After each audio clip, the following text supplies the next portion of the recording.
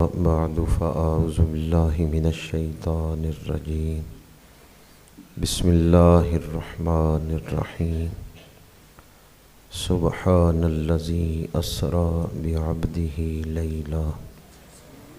ليلا من المسجد الحرام إلى المسجد الأقصى الذي باركنا حوله لنريه من آياتنا إنه هو السميع البصير. صدق الله مولانا العظيم. إن الله وملائكته يصلون على النبي يا أيها الذين آمنوا صلوا عليه وسلموا تسليما. الصلاة والسلام عليك يا رسول الله وعلى آلك وأصحابك يا حبيب الله. الصلاة والسلام عليك يا رسول الله وعلى آلك وأصحابك يا حبيب الله. برادران اسلام، جمعۃ المبارک کا دن ہے، رحمتوں اور برکتوں کا دن ہے، دعاؤں کی قبولیت کا دن ہے، کثرت سے درود پاک پڑھنے کا دن ہے۔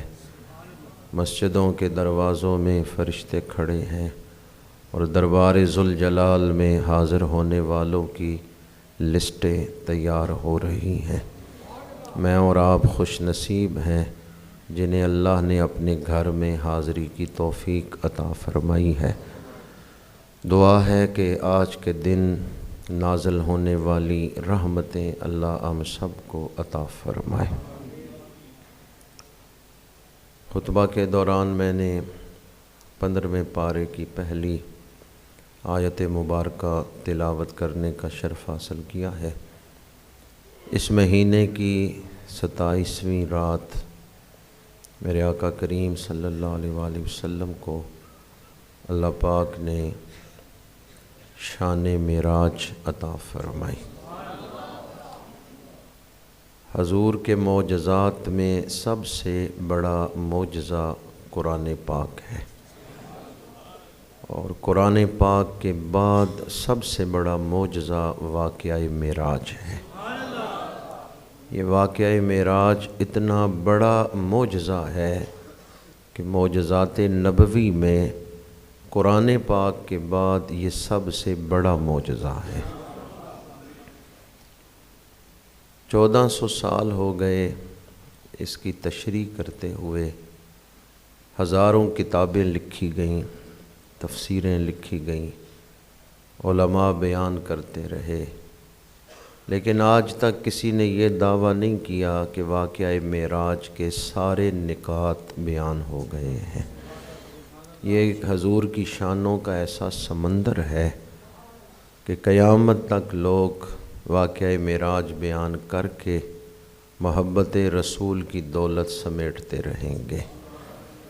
دعا ہے کہ خالق کائنات ہمیں عرفان نبوی عطا فرمائے۔ معرفت خدا کے لیے معرفت مصطفیٰ ضروری ہے۔ حضور کی شانوں کا علم ہوگا تو اللہ کی معرفت حاصل ہوگی۔ تو آج میں آپ کے سامنے 15ویں پارے کی پہلی آیت مبارکہ کے حوالے سے گفتگو کروں گا۔ اللہ پاک حق گوئی کی توفیق عطا فرمائے۔ سیرت میں واقعہ معراج کا مقام کیا ہے ترتیب کے اعتبار سے؟ 10 سال ہو گئے ہیں حضور کو تبلیغ فرماتے ہوئے، اور کون سا دکھ ہے جو اللہ کے نبی نے اس راستے میں برداشت نہیں فرمایا۔ حضور طائف تشریف لے گئے اور طائف والوں نے بھی آپ کی آمد کی قدر نہیں کی۔ 2 میل تک آپ کے جسم نازنی کی طرف پتھر پھینکے گئے۔ طائف سے واپسی پر حضور کا قلب اقدس دکھا ہوا ہے، قلب اقدس رنجیدہ ہے۔ تو اللہ پاک نے آپ کو معراج پہ بلا کے دل کو خوش فرما دیا ہے۔ قرآن پاک پڑھ کے دیکھیں، جب بھی حضور پریشان ہوتے ہیں، دل دکھتا ہے، تو اللہ تعالیٰ قرآن نازل فرما کے آپ کے قلب اقدس کو خوش فرما دیتا ہے۔ اللہ چاہتا ہے کہ میرا محبوب خوش رہے، خدا کی رضا چاہتے ہیں دو عالم، خدا چاہتا ہے رضائے محمد۔ بعض لوگوں نے اس سے یہ سمجھا کہ معاذ اللہ شاید حضور اللہ کی رضا نہیں چاہتے، حضور کا ایک ایک سانس اللہ کی رضا کے لیے، ایک ایک لمحہ اللہ کی رضا کے لیے۔ قل ان صلاتی و نسکی و محیای و مماتی للہ رب العالمین۔ بعض نے یہ سمجھا کہ اعلیٰ حضرت نے جو کہا ہے اس میں یہ مفہوم ہے کہ حضور اللہ کی رضا نہیں چاہتے، تو یاد رکھیں پہلے مصرے میں جو اعلیٰ حضرت نے فرمایا نا خدا کی رضا چاہتے ہیں دو عالم، تو ان میں حضور بھی شامل ہیں، یعنی دو عالم اللہ کی رضا چاہتے ہیں، حضور بھی اللہ کی رضا چاہتے ہیں، لیکن دو عالم میں حضور وہ ہیں کہ رب انہیں راضی رکھنا چاہتا ہے۔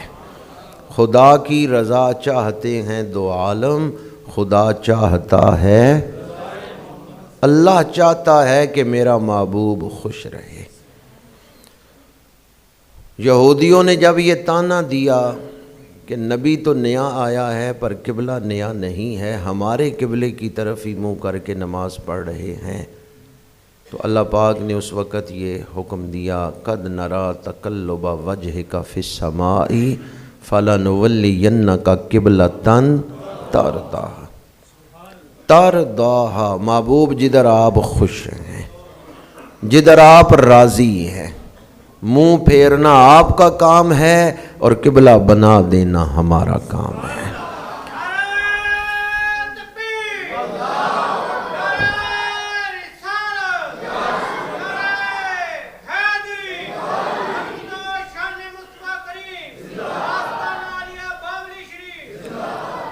تحویل قبلہ سے اللہ نے حضور کا قلب اقدس خوش فرما دیا ہے۔ مکے میں کچھ دور ایسا گزرا ہے، دور فترت، کہ وحی کا نزول رک گیا، تو اس دور میں مشرکین مکہ نے طعنے دینے شروع کیے کہ ان کے رب نے انہیں چھوڑ دیا ہے۔ وحی کا نزول رکنے کی کئی حکمتیں تھیں، مشرکین نے یہ طعنہ دینا شروع کر دیا کہ اللہ نے انہیں چھوڑ دیا ہے۔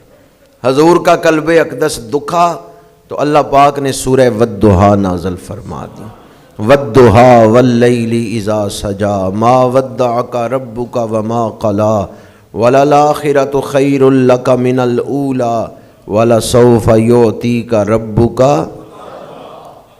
وہی لفظ آ گیا فترضی، آپ کا رب آپ کو اتنا کچھ عطا کرے گا کہ آپ راضی ہو جائیں گے، آپ خوش ہو جائیں گے۔ تو اللہ چاہتا ہے کہ میرا محبوب خوش رہے۔ جب میرے آقا کریم کے دوسرے بیٹوں کا وصال ہوا، عاص بن وائل مشرکوں کی ایک محفل میں گیا اور کہنے لگا کہ حضور کی نرینہ اولاد کوئی نہیں، بیٹا فوت ہو گیا ہے، جب خود ان کا وصال ہوگا تو ان کا دین ختم ہو جائے گا، بیٹا کوئی نہیں جو ان کے ذکر کو باقی رکھے۔ تو حضور کا قلب اقدس دکھا مشرکین کی باتوں سے۔ ان مشرکین کا خیال یہ تھا کہ بیٹا ہو تو ذکر باقی رہتا ہے۔ اس دن اللہ پاک نے سورہ کوثر نازل فرما دی، انا اعطیناک الکوثر فصل لربک وانحر ان شانئک ھو الابتر، جو آپ کا دشمن ہے وہ منقطع النسل ہوگا۔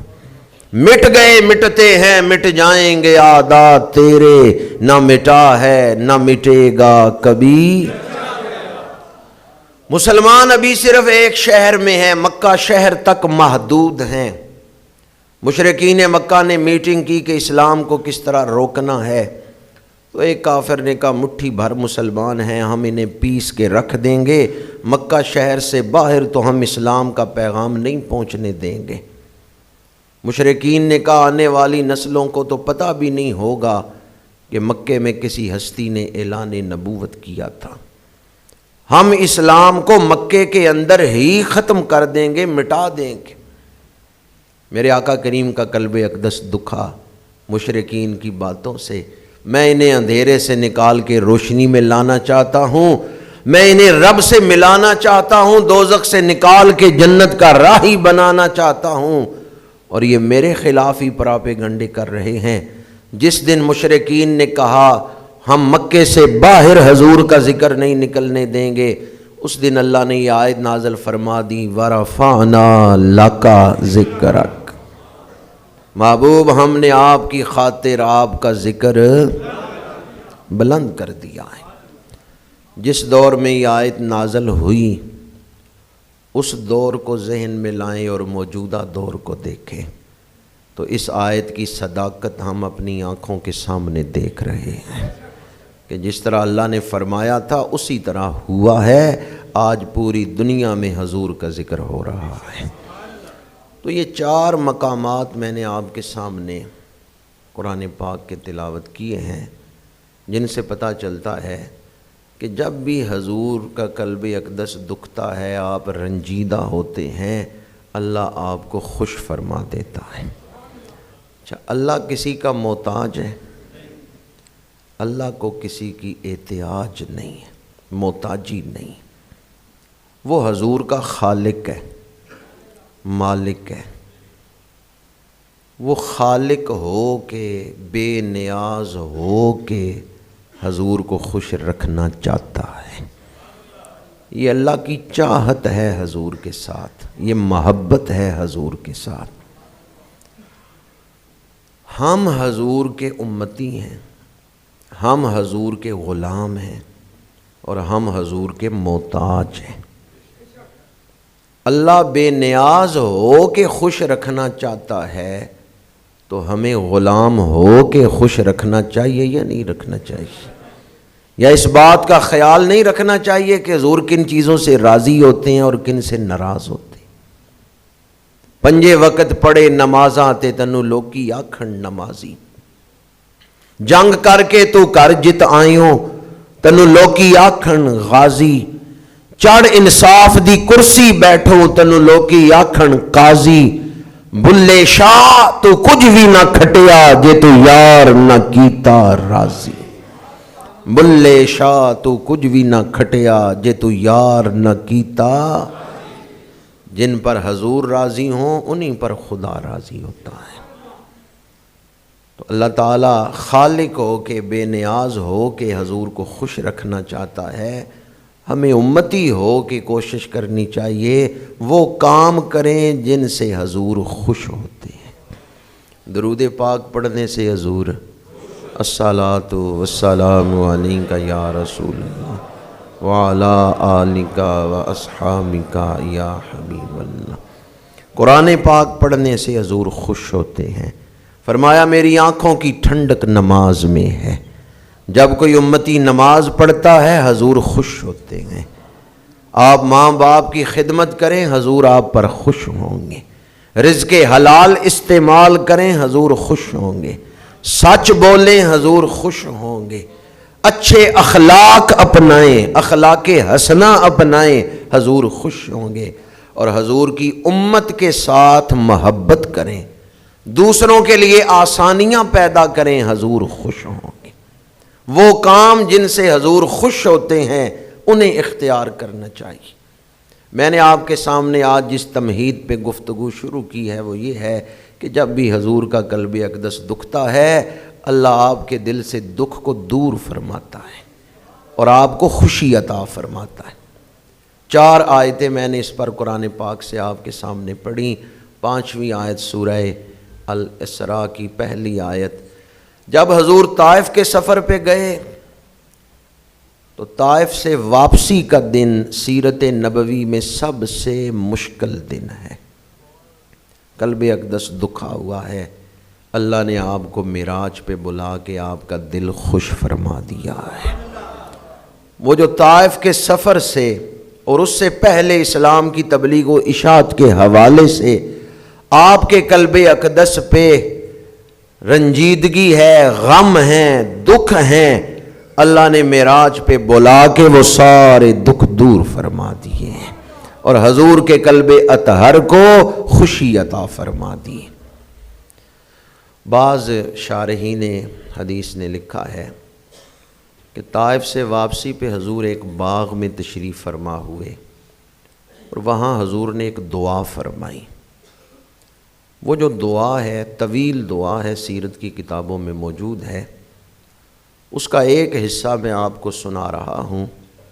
اس دعا میں میرے آقا کریم نے عرض کیا، پروردگار جب تو میرے اوپر راضی ہے تو مجھے اس چیز کی کوئی پرواہ نہیں ہے کہ کتنے دکھ آ رہے ہیں، مجھے ان دکھوں کی کوئی پرواہ نہیں ہے، مجھے ایک چیز کی فکر ہے کہ تو میرے اوپر راضی رہے۔ جب تو راضی ہے تو مجھے ان دکھوں کی کوئی پرواہ نہیں ہے۔ اس دعا کے بعد آنے والا ہر دن اسلام کے عروج کا دن ہے۔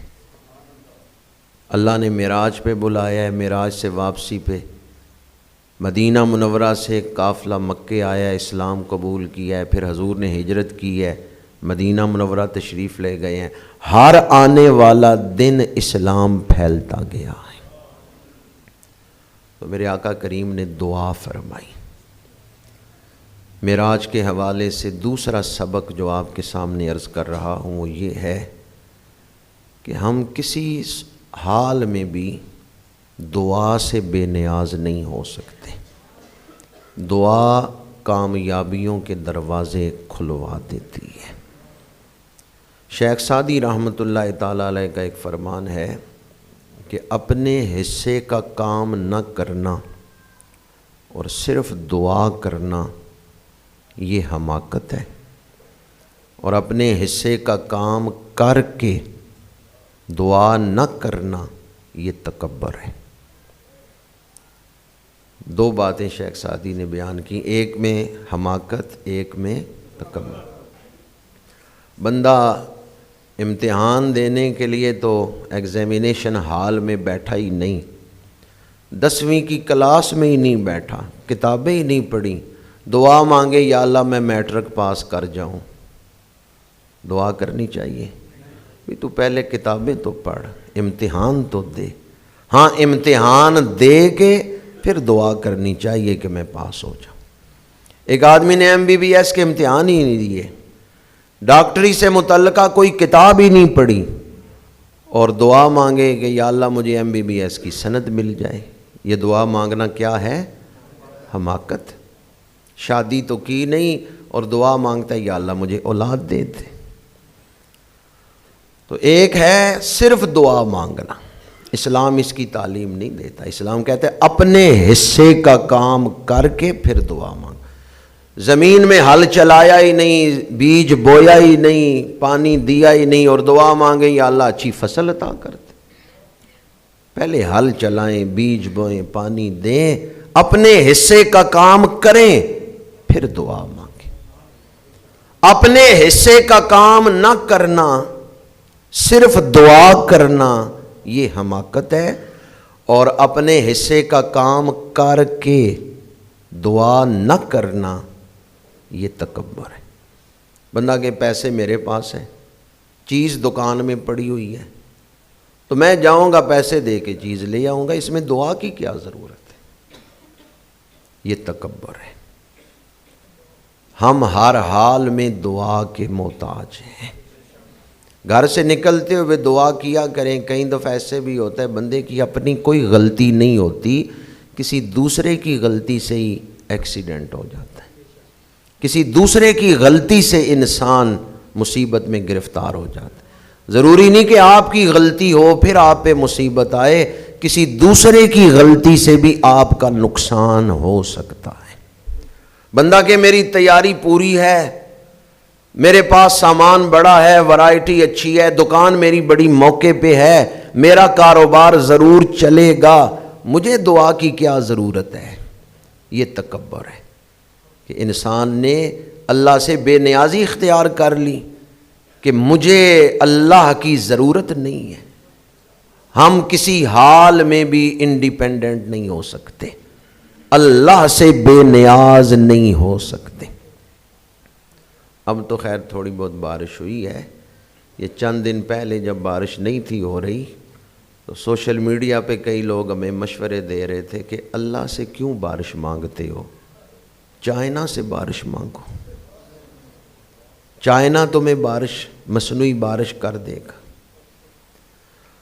تو اس دن میرے دل میں ایمان کو ایک خاص نور ملا، اس لیے کہ یہ خبر میرے آقا کریم نے 1400 سال پہلے دے دی تھی کہ دجال آئے گا تو اپنی مرضی سے کسی جگہ بارش برسائے گا، کسی جگہ کے لوگوں کو بارش سے محروم رکھے گا.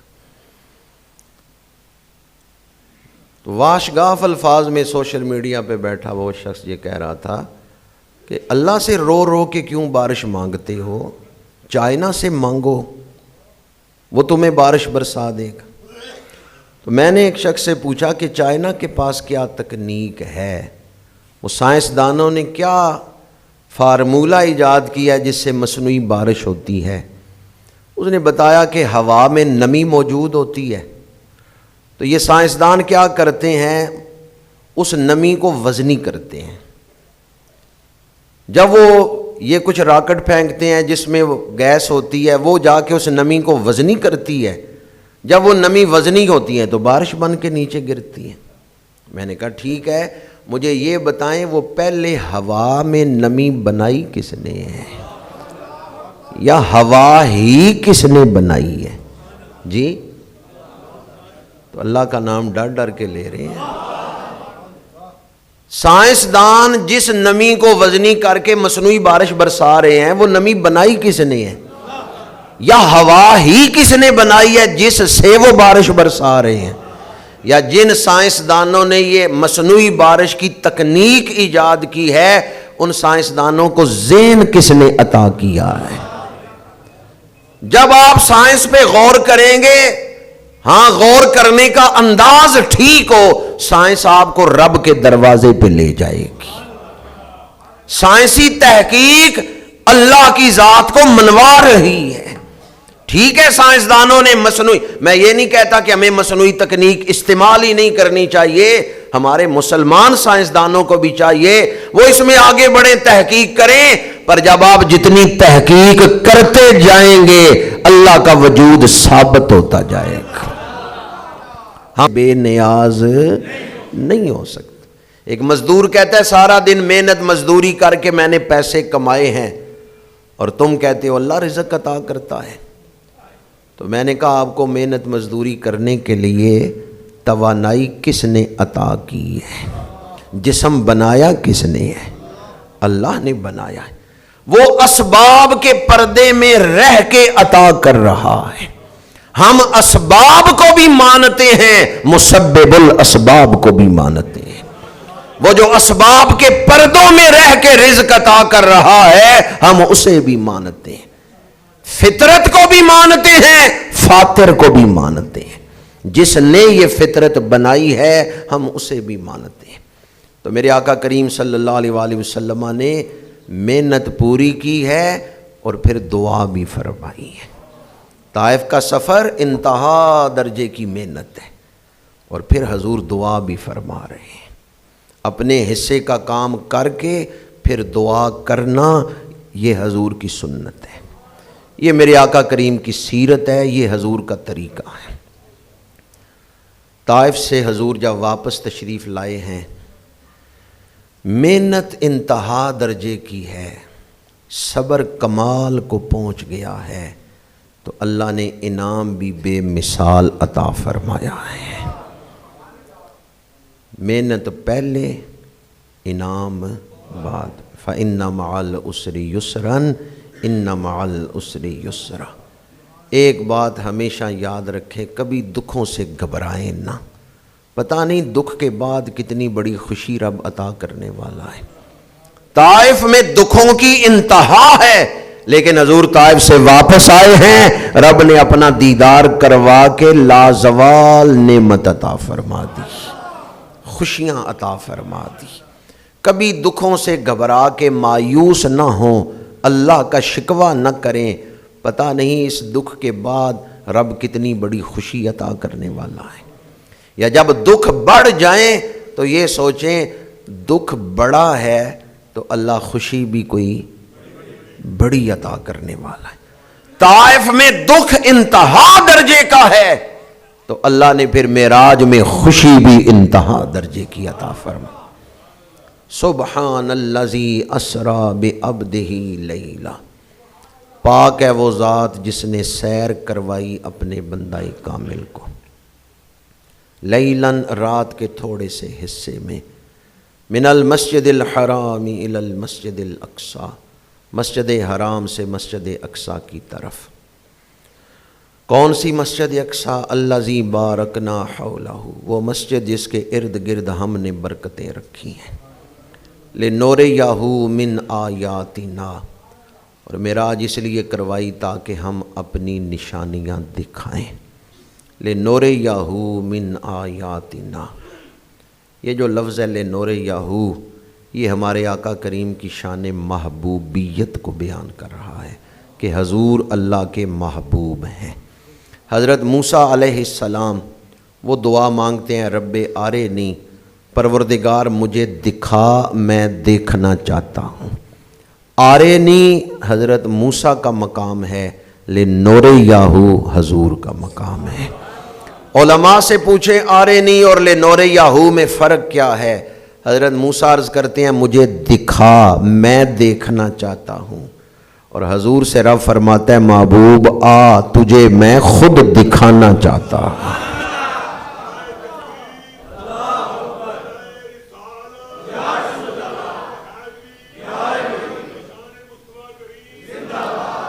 تبارک اللہ ہے شان تیری، تجھی کو زیبا ہے بے نیازی، کہیں پہ وہ جوش لن ترانی، کہیں تقاضے وصال کے تھے۔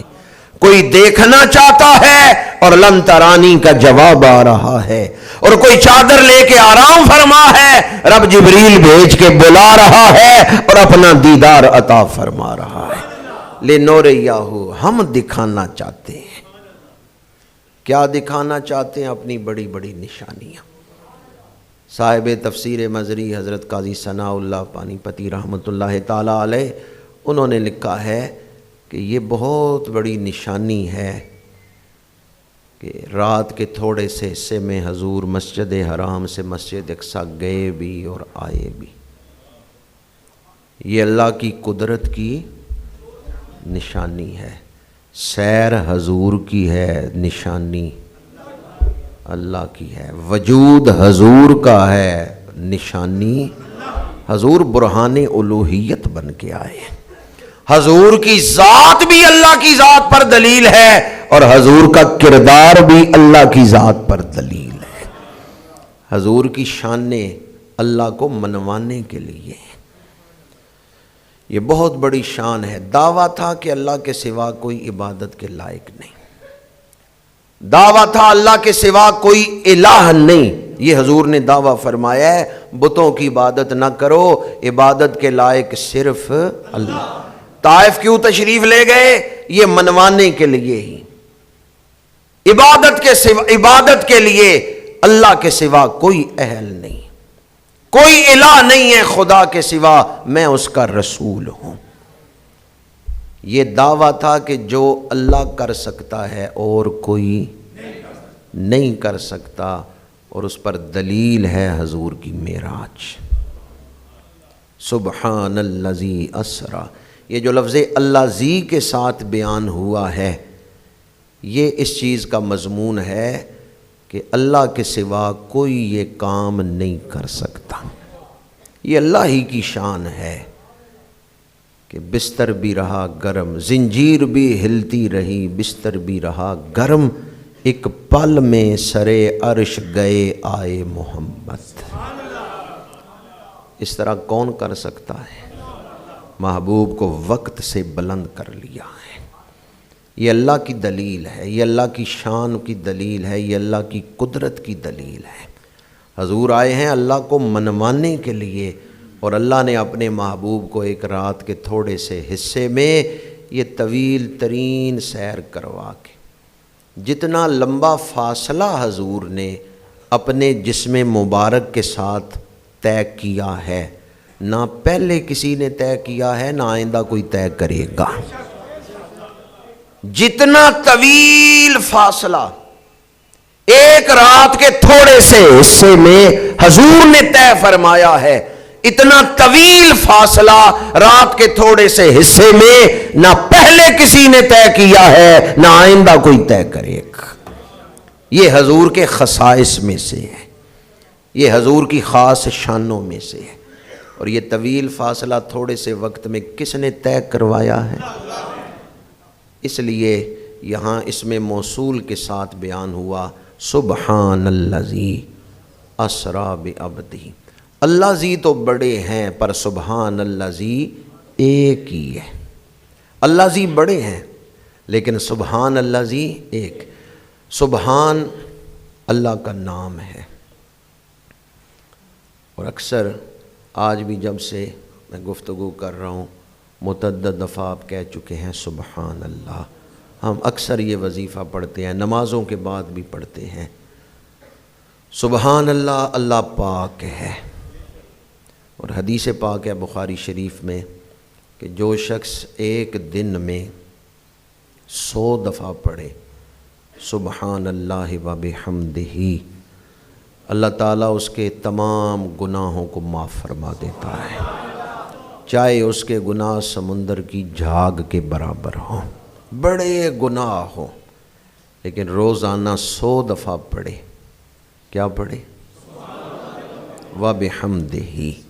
جو یہ وظیفہ اپنا لے کہ روزانہ 100 دفعہ پڑھے گا سبحان اللہ وَبِحَمْدِهِ، بخاری شریف کی حدیث پاک کہ اللہ اس کے سارے گناہوں کو معاف فرما دیتا ہے۔ جامع ترمذی میں حدیث پاک ہے کہ جب کوئی شخص پڑھتا ہے سبحان اللہ العظیم وبحمدہ، تو اللہ تعالیٰ اس کے نام کا جنت میں ایک درخت لگا دیتا ہے۔ تو بیٹھے بیٹھے ایک درخت نہ ہم لگوا لیں، سبحان اللہ العظیم وبحمدہ۔ المستدرک میں حدیث پاک ہے، میرے آقا کریم نے فرمایا صحابہ جانتے ہو اللہ کو کون سا کلمہ پسند ہے؟ تو صحابہ نے عرض کیا اللہ اور اس کا رسول ہی بہتر جانتے ہیں۔ فرمایا سبحان ربی وبحمدہ، یہ کلمہ اللہ کی بارگاہ میں بڑا پسندیدہ ہے۔ اور ایک حدیث پاک میں ہے کہ یہ 4 کلمے اللہ کی بارگاہ میں بڑے پسندیدہ ہیں، پیارے ہیں۔ یہ کلمے پیارے ہیں، جب کوئی ان میں سے ایک کلمہ بھی پڑھتا ہے تو وہ اللہ کی بارگاہ میں پسندیدہ شخص بن جاتا ہے۔ سبحان اللہ والحمد للہ ولا الہ الا اللہ واللہ اکبر۔ یہ 4 کلمے ہیں، سبحان اللہ، دوسرا ہے والحمد للہ، تیسرا ہے ولا الہ الا اللہ، اور چوتھا ہے واللہ اکبر۔ یہ 4 کلمے فرمایا اللہ کی بارگاہ میں بڑے پسندیدہ ہیں۔ اور اگر کوئی ان چاروں کو اس ترتیب سے پڑھے جس ترتیب سے حدیث میں ان کا ذکر ہے، تو ادھر وہ پڑھ رہا ہے اور ادھر روحانی طور پہ نورانی فرشتہ ایک پرندے کی شکل میں عرش تک پہنچتا ہے، اور عرش کے نیچے وہ طواف کر کے عرض کرتا ہے یا اللہ فلاں بندے نے تیری تسبیح پڑھی ہے تو اس کو بخشش عطا فرما دے۔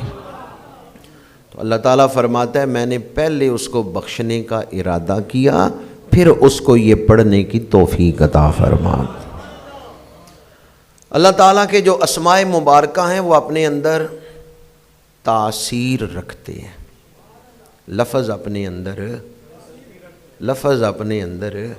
اگر آپ کو کہ بھی تسی بڑے چنگے ہو تو غصہ آئے گا یا دل خوش ہوگا؟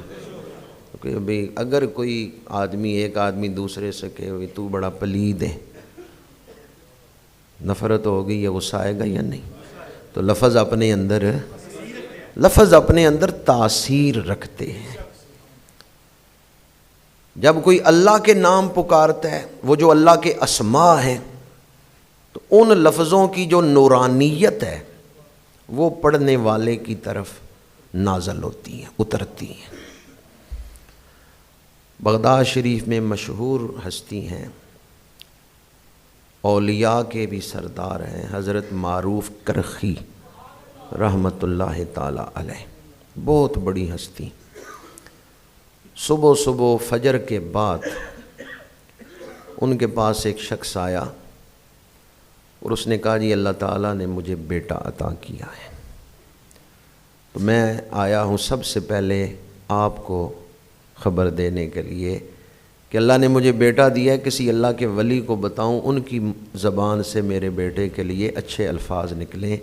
سب سے پہلے اپنے کسی رشتہ دار کو بتانے کے بجائے میں آپ کے پاس آیا ہوں۔ تو آپ نے دعائیں دیں کہ اللہ تعالیٰ اس کی عمر دراز کرے، اسے اپنا فرما بردار بندہ بنائے، اسے اپنے مقربین میں شامل کریں، دعائیں دیں۔ لیکن آپ اللہ کے بہت بڑے ولی تھے، دل کی آنکھ سے سمجھ گئے کہ یہ بندہ غریب بھی ہے، گھر میں کوئی وسائل نہیں ہیں، اور بیٹا پیدا ہوا ہے، بچے کی پیدائش پر جو اخراجات ہیں یہ نہیں کر سکتا۔ تو آپ نے فرمایا بیٹھ جاؤ اور پڑھو ما شاء اللہ کانا، اللہ نے جو چاہا وہ ہوا، اللہ نے جو چاہا وہ ہوا، ما شاء اللہ، جو اللہ نے چاہا کانا وہ ہو گیا۔ ایسے کیا خیال ہے آج تک جو کچھ ہوا ہے وہ کس کے چاہنے سے ہوا ہے؟ تو جب بھی کبھی کوئی ایسی بات ہو، ماضی کی بات یاد کر کے دل دکھے تو یہ پڑھ لیا کریں ما شاء اللہ کانا۔ کوئی خوشی ملے تب بھی یہ پڑھیں کہ جو اللہ نے چاہا، خوشی ملی ہے تو کس کے چاہنے سے ملی ہے؟ اللہ کے چاہنے سے۔ آپ نے اسے فرمایا 100 مرتبہ یہ پڑھ۔ اس نے 100 مرتبہ پڑھ کے کہا جی میں نے پڑھ لی۔ فرمایا پھر پڑھ۔ 200 مرتبہ ہو گیا۔ آپ نے فرمایا پھر پڑھ۔ 300 مرتبہ ہو گیا۔ 500 مرتبہ اس نے یہ کلمہ پڑھا ما شاء اللہ کانا، ما شاء اللہ کانا، جو اللہ نے چاہا وہی ہوا ہے۔ اتنی دیر میں جعفر بادشاہ کی ماں، اس نے ایک غلام کو بھیجا، ام جعفر نے ایک غلام کو 500 درہم دے کے بھیجا اور کہا کہ آپ میرے لیے دعا فرمائیں۔ تو آپ نے وہ 500 درہم اس زائر کو جو آپ کی خدمت میں آیا تھا اسے دیتے ہوئے فرمایا تو نے 500 دفعہ یہ پڑھا ہے، اللہ نے تیرے لیے 500 درہم بھیج دیے ہیں۔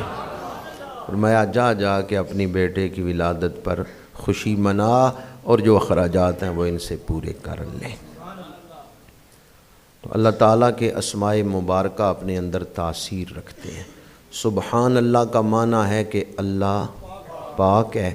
جب کوئی آدمی اس لفظ کو کثرت سے پڑھتا ہے تو اللہ اس کے گناہ بھی معاف فرما دیتا ہے، اللہ تعالیٰ اس کے باطن کو بھی پاکیزگی عطا فرما دیتا ہے، اللہ اس کے دل کو بھی پاک فرما دیتا ہے۔ جو گناہوں کی پلیدی اور اثرات باطن پہ ہوتے ہیں وہ دور ہو جاتے ہیں۔ سبحان الذی، پاک ہے وہ ذات، اسرا جس نے سیر کرائی، بے عبدہ ہی، اپنے بندہ کامل کو۔ جس طرح میں نے پہلے عرض کیا کہ اللہ زی بہت ہیں لیکن سبحان اللہ زی ایک ہے، اسی طرح عبد تو بہت ہیں پر عبد ہی ایک ہی ہے۔ عبد دیگر عبدہو چیزیں دیگر، او سراپا انتظار ای منتظر۔ جو عبد ہی ہے وہ مقام محبوبیت کے فائز ہے۔ اور مقام محبوبیت کیا ہے؟ میرے آقا کریم چادر لے کے آرام فرما ہیں، اللہ نے فرمایا جبریل جا جنت سے براق لے، ہزاروں فرشتوں کی بارات لے، زمین پہ اتر جا اور میرے محبوب کو معراج پہ آنے کی دعوت دے۔ آج کی رات وہ ہے کہ جس رات میں کائنات بنائے جانے کا مقصد پورا ہوگا۔ کائنات بنانے کا مقصد کیا تھا؟ اللہ کی ذات کا دیدار، فرشتے جو ہیں وہ اللہ کی صفات کی معرفت تو رکھتے ہیں، لیکن ان کے اندر استعداد نہیں کہ اللہ کی ذات تک پہنچ سکے یا اس کی ذات کی جھات پا سکے، دیدار پا سکے۔ جب اللہ تعالیٰ نے انسان کو تخلیق فرمایا تو فرشتوں نے حکمت پوچھی تھی کہ یا اللہ انسان کو بنانے میں راز کیا ہے، تو اللہ کریم نے فرمایا تھا جو میں جانتا ہوں وہ تم نہیں جانتے۔ تم دیکھ رہے ہو نمرود کو، شداد کو، قارون کو، حامان کو، یہ دنیا پرست ہوں گے اور یہ جھگڑا کریں گے، خون ریزیاں کریں گے، اور میں دیکھ رہا ہوں اپنے محبوب کو کہ وہ اپنے سر کی آنکھوں سے، دل کی آنکھوں سے میرا دیدار کرے گا۔ فرمایا جبریل جا میرے محبوب کو معراج پہ آنے کی دعوت دے، آج کی رات وہ رات ہے جس کے لیے کائنات کو بنایا گیا ہے، تخلیق کائنات کا مقصد پورا ہو رہا ہے۔ اللہ تعالیٰ نے ہمیں وجود بخشا ہے، اور یہ جو ہمارے اندر روح ہے یہ اللہ تعالیٰ کا امر ہے، انما امرہ اذا اراد شیئا ان یقول لہ کن فیکون۔ تو اللہ تعالیٰ کی صفات جو ہیں ان کے اثرات، ان کی برکات تو انسان کو حاصل ہیں، پر جب تک اس کی ذات کا قرب نہیں ملتا انسان کو سکون نہیں آ سکتا۔ رزق مل رہا ہے، یہ بھی اللہ تعالیٰ کی صفت ہے کہ وہ رزق عطا کر رہا ہے، اور اللہ تعالیٰ کی کتنی شانیں ہیں، صفاتی شانیں جن کا ہم مشاہدہ کر رہے ہیں یا جن کے اثرات ہماری زندگی میں شامل ہیں، لیکن جب تک صفات سے ذات کی طرف سفر نہیں ہوگا دل کو سکون نہیں آ سکتا۔ اور جب کوئی روح اللہ کی ذات کا قرب پا لیتی ہے اس کو سکون آ جاتا ہے۔ یہ بہت بڑا مضمون ہے جو چند جملوں میں میں آپ کے سامنے بیان کر رہا ہوں۔ اللہ کو چھوڑ کے سکون ڈھونڈتے رہیں، سب کچھ مل جائے سکون نہیں ملے گا۔ جس زندگی میں دنیا کی ساری نعمتیں ہوں اللہ نہ ہو وہ ناکام زندگی ہے، وہ ناکام انسان ہے۔ اور جس کے پاس دنیاوی نعمتوں کی کثرت نہ ہو لیکن اللہ کا قرب ہو وہ کامیاب انسان ہے۔ آج ہم اس طرح دنیا پرستی میں مبتلا ہیں کہ جیسے ہمیشہ دنیا میں رہنا ہے، جبکہ آئے روز ہم اپنے ہاتھوں سے میتیں بھی لحد میں اتارتے رہتے ہیں۔ تخلیق انسانی کا مقصد تو یہ تھا کہ صفات سے ذات کی طرف سفر ہو، صفات سے ذات کی طرف سفر ہو۔ جب تک اللہ کی ذات کی طرف قرب الہی کی طرف سفر نہیں ہوگا روح کو سکون نہیں آ سکتا۔ اسی لیے تو قرآن پاک نے دو ٹوک انداز میں اعلان فرما دیا، الا بذکر اللہ تطمئن القلوب۔ خوب غور سے سنو، دلوں کا سکون اللہ کا ذکر ہے۔ جب انسان فوت ہو جاتا ہے تو ہم کہتے ہیں بھی انسان دنیا سے برزخ میں چلا گیا، تو اس کا مطلب ہے کہ یہ ظاہری جسم ہے، ایک اس کے اندر بھی وجود ہے، باطنی وجود۔ وہ باطنی وجود کی کنجی کیا ہے؟ باطنی وجود کو کھولنے کی کنجی اللہ اللہ اللہ۔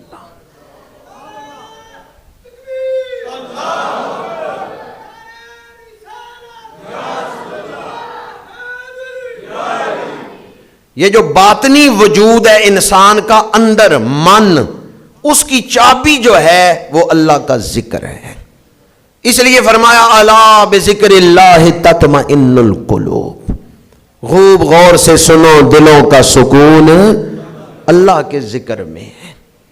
تو صفات سے ذات کی طرف سفر جو ہے یہ انسانی تخلیق کا مقصد ہے۔ گفتگو کو سمیٹ رہا ہوں کہ دامن وقت میں اتنی گنجائش نہیں ہے۔ میرے آقا کریم صلی اللہ علیہ وآلہ وسلم شب معراج کائنات کی سیر فرماتے ہوئے اس مقام تک گئے ہیں جس کے لیے مکان کا لفظ نہیں بولا جا سکتا۔ لا مکان پہ سر کی آنکھوں سے بھی اور دل کی آنکھوں سے بھی اپنے رب کا دیدار فرمایا ہے۔ چونکہ یہ جو سیر تھی، اس سیر میں مسجد حرام سے مسجد اقصیٰ کی طرف سفر تھا، تو کوئی سمجھ سکتا تھا کہ شاید اللہ بھی کسی طرف میں رہتا ہے، تو شروع میں لفظ سبحان بول دیا کہ سیر زمان و مکان میں ہو رہی ہے، لیکن حضور اس مقام تک گئے ہیں جہاں نہ مکان ہے نہ زمان ہے۔ اللہ زمان و مکان سے پاک ہے۔ جس بارگاہ میں حضور گئے ہیں وہ بارگاہ زمان و مکان کی خالق ہے۔ اللہ جو ہے وہ زمان و مکان کا خالق ہے، وہ خود زمان اور مکان کے اندر قید نہیں۔ آپ مکانوں خالی اس تھی کوئی مکان نہ خالی، تو اس لیے لفظ سبحان شروع میں آیا ہے۔ یہ بہت بڑا لفظ ہے لفظ سبحان۔ آخری بات عرض کر رہا ہوں، ہمارے ہاں معراج تو انشاءاللہ العزیز واقعہ جو ہے وہ انشاءاللہ اس دفعہ شب معراج آ رہی ہے 7 فروری کو۔ یہ سال کی خاص راتوں میں سے ایک رات ہے، بدھ اور جمعرات کی درمیانی رات۔ تو انشاءاللہ العزیز جیسے ہر سال اس مسجد میں شب معراج کی محفل کا اہتمام ہوتا ہے، وہ رات سو کے ضائع کرنے والی نہیں ہے، بلکہ جاگ کے کچھ حاصل کرنے کی رات ہے۔ تو انشاءاللہ العزیز اس رات یہاں سالانہ محفل پاک منعقد ہوگی۔ وہ رات درود شریف پڑھنے، نوافل پڑھنے، حضور کی شانیں بیان کرنے، اللہ سے دعا کرنے کی رات ہے۔ وہ معراج کی رات ہے، عطاؤں کی رات ہے، وہ دکھوں کو خوشیوں میں بدل دینے والی رات ہے۔ اس لیے میں آپ کی خدمت میں گزارش کروں گا اسے سو کے نہ گزارے، بلکہ اسے جاگ کے نوافل پڑھ کے درود شریف پڑھتے ہوئے گزارے۔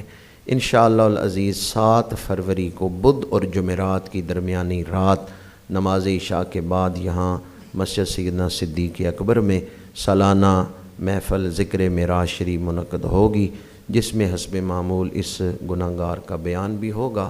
تو انشاءاللہ اس محفل میں معراج شریف کے واقعات جو ہیں وہ آپ کے سامنے بیان کروں گا۔ آج تو میں نے نکات بیان کیے ہیں، تو ایک فقہی مسئلہ بیان کر رہا ہوں لفظ سبحان کے حوالے سے۔ بعض لوگ نام رکھ دیتے ہیں محمد سبحان، تو یاد رکھیں سبحان صرف اللہ ہے، اللہ کے علاوہ کسی کے لیے یہ نام رکھنا جائز نہیں۔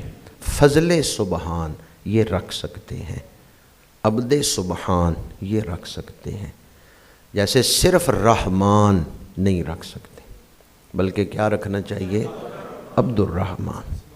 کچھ نام ایسے ہیں جن کے ساتھ جب وہ نام رکھے جائیں تو عبد لگانا چاہیے۔ مثلا قیوم نام رکھنا ہے تو عبد القیوم، خالق نام رکھنا ہے تو صرف خالق نہیں بلکہ عبد الخالق۔ اسی طرح رازق نام رکھنا ہے تو صرف رازق نہیں، اور رزاق نام رکھنا ہے تو اس کے ساتھ بھی عبد لگانا ہے۔ عبد الرزاق، عبد الرازق، عبد الخالق، عبد القیوم، عبد الرحمن، اور اسی طرح سبحان جو ہے یہ بھی صرف سبحان نہیں